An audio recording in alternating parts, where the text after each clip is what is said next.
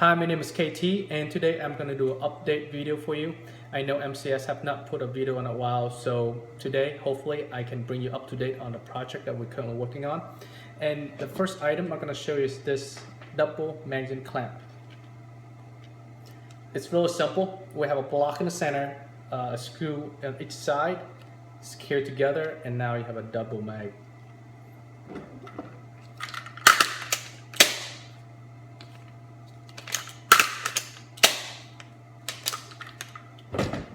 You can actually do double, triple, or even quad.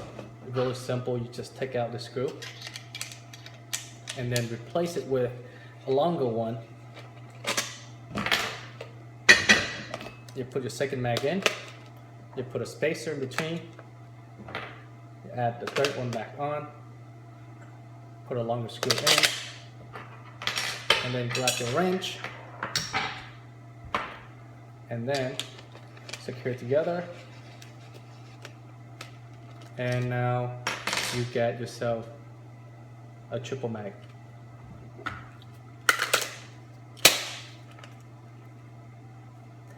Do you really need this many magazines? Probably not, but it's nice to have the option of having to do double, triple, even quad. If you want quad, you add another magazine on the side here, replace with longer screws, and you are good. You can just attach into your pocket, your pouch. You can do 3 or 4 stacks. It's a fast and easy way to have a lot of magazine and just have a little more firepower if you want to. So it's a good option to have. The next one I have for you is the Blizzard. This is the 3rd version that we made for, well, this is about the release. So this is the 3rd version that we did. The first one is MKV, doesn't have the integrated trigger frame. The second one is a Storm. It has, we add a little bit too much feature, and it has a trigger frame, magwell, handguard, and a lot of players don't really like to have the handguard. They want to have a system that they can use their own handguard and not having to, some said they want to cut it out.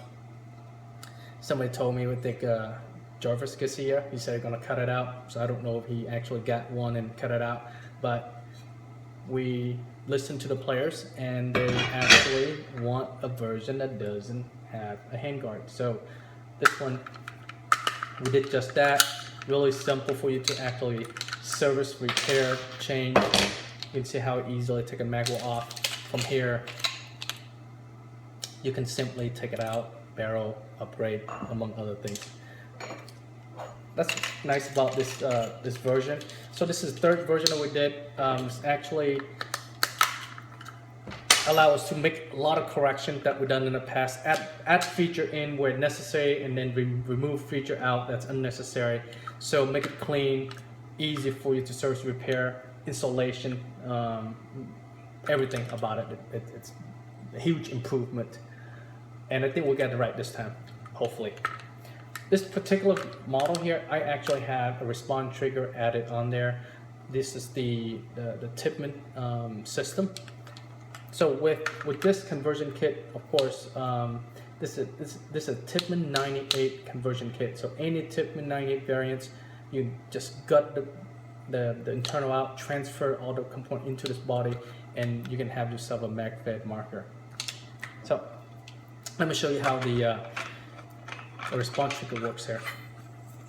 All right, you wrap this back and you go. Safety, right?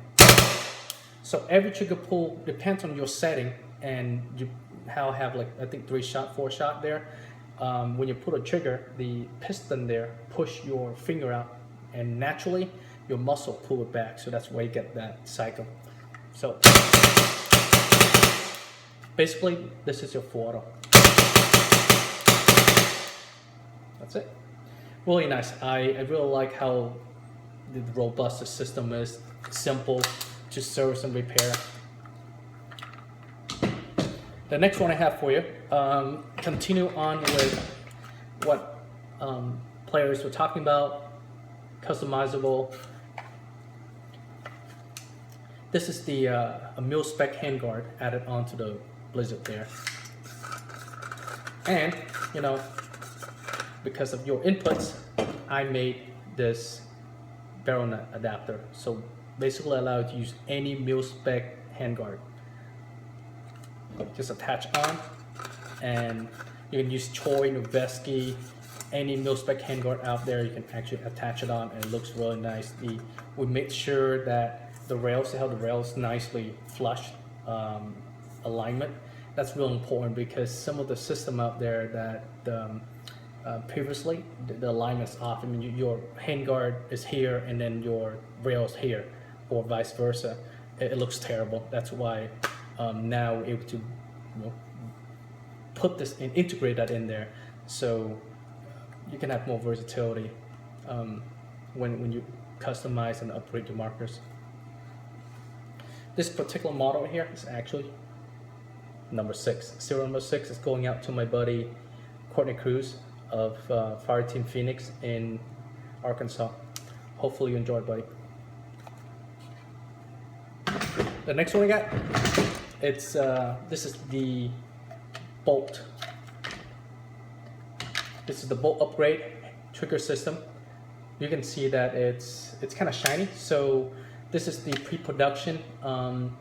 It's just for to test, make sure everything is top notch before we could make it before we release it. So all the ambassador out there that has a bolt, we are sending one out to you for you to play around. And then if about 10 days or so after next week, if you have not received one, contact Dave or myself and we'll make sure you get one. The one thing that I want to point out is that the you know how it doesn't have a hole for the braided hose. So if you're using braided hose, you have to actually drill that area out to get your braided hose through. Because if you're using internal air, then it just runs right through the back. You don't have to do anything with that. We did that we made a hole right there on the trigger guard there on the previous system. And a lot of players, they didn't like the hole. So this time we decided not to make the hole. And if you don't want the hole, it's not there. If you want the hole, just get a drill it out. And it's better to not have it. And then when you need it, there you have the option. And then this buttstock here, this is a new buttstock. The MTA buttstock stands for Mercenary Tactical Air Stock. It has different positions, so you can actually adjust. If you're a bigger person, you have a bigger body frames, actually let you adjust to the position you will need to best comfort. And then you have this smaller position here. So it's kind of nice to have buttstock that you can adjust to different body size. And this is the the one of the few, I think this is the 3rd or 4th buttstock that we did. It's never, you cannot have enough accessories and to customize different look, different configuration that best suited for you. And then from the bolt, we also have this angle ASA. You can see there how the geometry is kind of nice together and the features cut out. Omar really did a really great job on this one. He made sure the geometry and this contour together. It's actually really sweet. And with that angle ASA, you can actually have a better clear view. So your face, this clearance in between your face and the air tank or the buttstock that you are attaching on, that extra space there will help a lot. All right. The last one, actually I missed this. So on the bolt, right, we also made a barrel nut too. And we made one in the past. We did this one and we never released it because the body was never right. Some of the body kind of, like I said previously, the alignment wasn't right, so it doesn't look right, and we never released it until now. And when now we have a body that has better alignment, and we made this adapter that allows you to use any of the mil-spec handguard that's out there. We add 2 little notches right there, and once you clamp this into the body, it will not rotate. And you need that because once you put the barrel nut on, you have to use a barrel wrench to wrench that barrel nut tightly. And if we don't put those notches in there, then your barrel nut also rotate. And when that's happened, you can't really use it. The most important thing is that when you are using a long handguard and you're gonna rotate your hand in action, that barrel nut might come loose, the barrel adapter might come loose. So that's what we did. We made the notch in there, so make sure that stay in place and make sure that it's nice and tight, don't come off loose. So you guys can see how the profile here, of course I did tighten it up, but you see how the profile nice and tight and line up with the rail there. That's what makes this system is so fantastic, because you're able to use different type of accessory, from the expensive toy or something less expensive. So give you that option, array of accessory that you can that you can put on. All right. Oh, and a lot of people ask me about lock bolt on this. We're taking our time to get the lock bolt just right for you. This system is meant for new players, so new players having a lock bolt is not really helpful for them, because they have to, it's a learning curve. So when the lock bolt kicks in, fire, click, the rack back, reload, that process itself, it's a little bit complex. I mean, an extra step they have to take to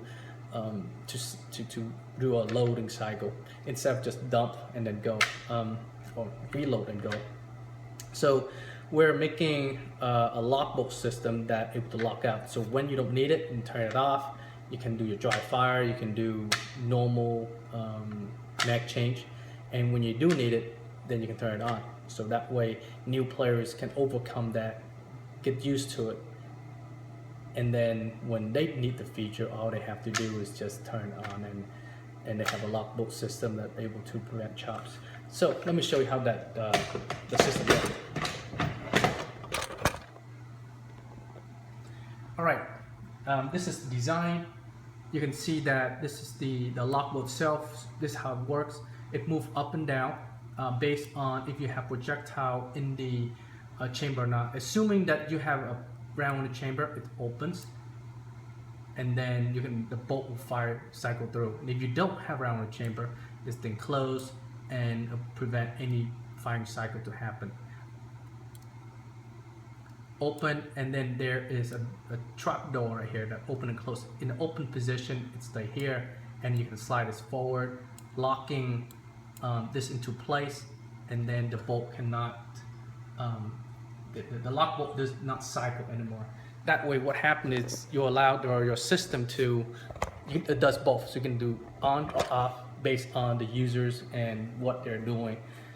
It's a system we've been looking at for a while. We don't want to just release any system, right?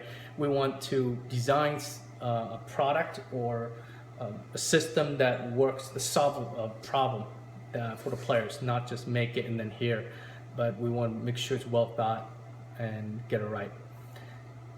That's all I have for you today. And oh, I know you guys are going to ask me about what happened to PTR and the Hydra. Those two projects are currently in progress, and we want to make sure to get it right this time. I know we messed up in the past trying to rush a project out and end up having problems. So we learn from mistakes, and we're not going to repeat that again, shall we? So this time we're taking our time to get it right, checking everything, every part, make sure it's fully functional before we hit a button. And once we're ready, we'll release it out for you so you can enjoy. All right, that's all I have for you today. And if you liked this video, please let me know. Perhaps I can make more for you guys. All right, have a good day. Thank you.